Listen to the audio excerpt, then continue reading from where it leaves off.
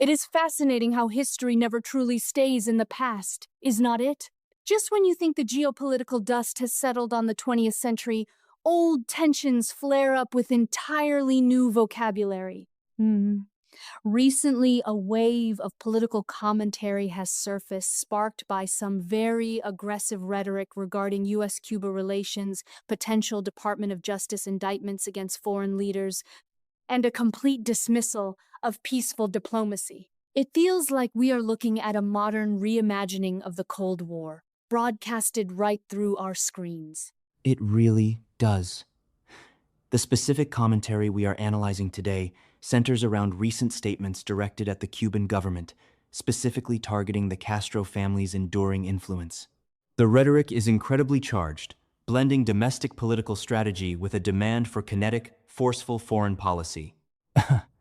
It is a fascinating artifact of modern political media, where casual vlogging seamlessly transitions into advocating for international regime change.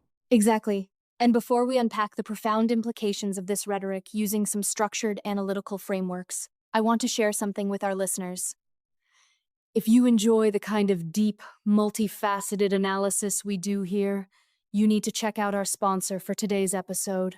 The New Sentinel is a podcast dedicated to providing in-depth discussions and deep dives into a wide array of topics. From the glitz and glamour of pop culture to the strategic intricacies of military operations, they cover it all. Each episode is thoughtfully crafted to offer listeners a comprehensive understanding of the subject matter, featuring expert interviews, detailed analysis, and engaging storytelling. Whether you're a pop culture enthusiast or someone with a keen interest in global security, the New Sentinel has something for everyone. Tune in, subscribe, comment, like, and share to stay informed and entertained. It is a fantastic show, highly recommended. And speaking of global security and deep analysis, let us dive right into the implications of this recent commentary on Cuba. To really understand the gravity of what is being proposed, which includes the U.S. Department of Justice potentially indicting a former Cuban leader for a 30-year-old incident involving civilian planes, we should look at this through a pestle framework. I think that is the perfect starting point. Let us break down the macro-environmental factors here, politically and legally. This is unprecedented territory, is it not? Using domestic legal apparatus to indict a foreign leader and then casually suggesting special forces could be used to extract them. It is a massive leap.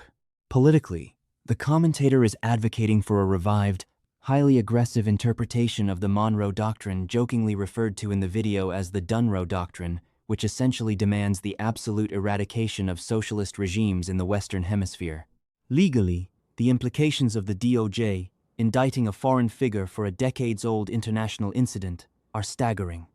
It blurs the line between domestic law enforcement and international military action.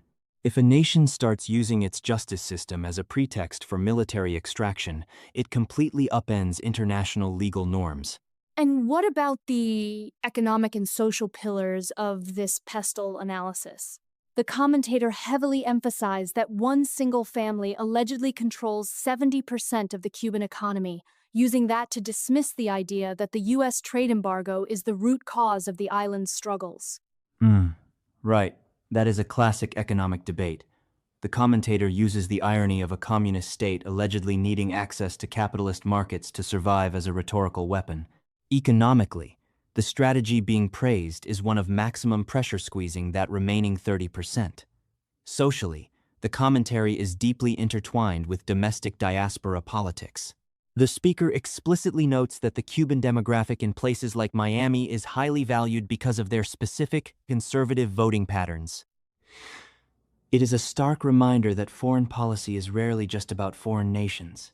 It is heavily engineered to resonate with specific domestic social groups. That is incredibly insightful. The social alignment essentially acts as a catalyst for this harsher proposed policy. Now, let us pivot slightly. If we were to run a SWOT analysis, strengths, weaknesses, opportunities, and threats on the actual policy approach this commentator is advocating for, what does that look like?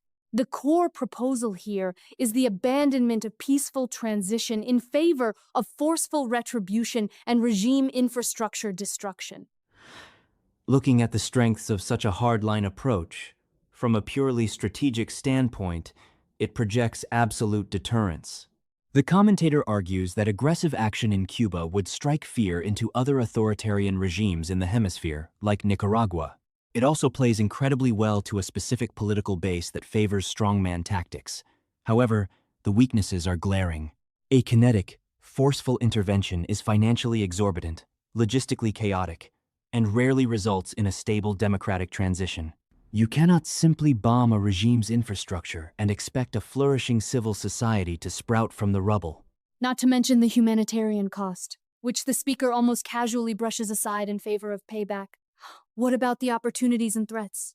The opportunity, as perceived by the advocates of this policy, is the complete realignment of the Western Hemisphere. It is the dream of a unified, capitalist bloc of nations, without the historical thorn of a communist state just 90 miles off the coast. But the threats? They are monumental. Unilateral military action, or forced extractions, would almost certainly alienate allied nations, violate international treaties, and potentially draw in rival global superpowers who have vested interests in keeping the U.S. bogged down in regional conflicts. It is essentially playing with geopolitical fire while sitting in a powder keg. It makes me wonder about the overarching architecture of this mindset. Let us apply a most analysis to this mission, objectives, strategies, and tactics. How do these elements align in the rhetoric we are examining? The mission is quite clear, though highly controversial: the total ideological purification of the Western Hemisphere. The objective is the immediate collapse of the current Cuban regime and the removal of its legacy leadership. And the strategy to achieve that objective? The strategy relies on weaponizing the legal system, like the rumored DOJ indictments, combined with intense economic strangulation and the cultivation of domestic political fervor. It is a strategy of absolute non-compromise. Finally, the tactics are where the rhetoric gets truly extreme. The commentator literally suggests blowing up regime infrastructure as cover fire during a hypothetical extraction. The tactics are theatrical, violent, and designed for maximum optical impact rather than diplomatic resolution. It is the theatricality of it that I find most unsettling. The commentary included sound effects, jokes about kidnappings, and a deeply casual attitude toward military violence. It raises a profound philosophical question about how we consume political media today.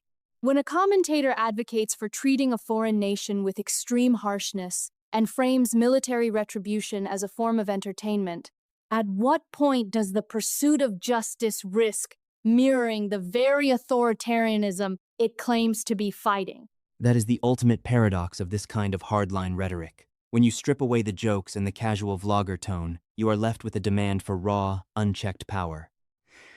History shows us that when nations abandon diplomacy for the sword, the resulting chaos rarely discriminates between the guilty and the innocent. The desire to punish a regime for its historical abuses is understandable, especially for those who have suffered under it. But institutionalizing retribution as a foreign policy doctrine? That is a very dark path. It truly is. It transforms the concept of justice into a weapon of vengeance. As we wrap up today's deep dive, I think that is the core takeaway for our listeners. The rhetoric we see online, no matter how casually it is delivered from a sunny location, carries immense weight. The shift from diplomatic strategy to demands for kinetic force is not just a change in policy. It is a fundamental shift in how a nation views its role in the world. Exactly.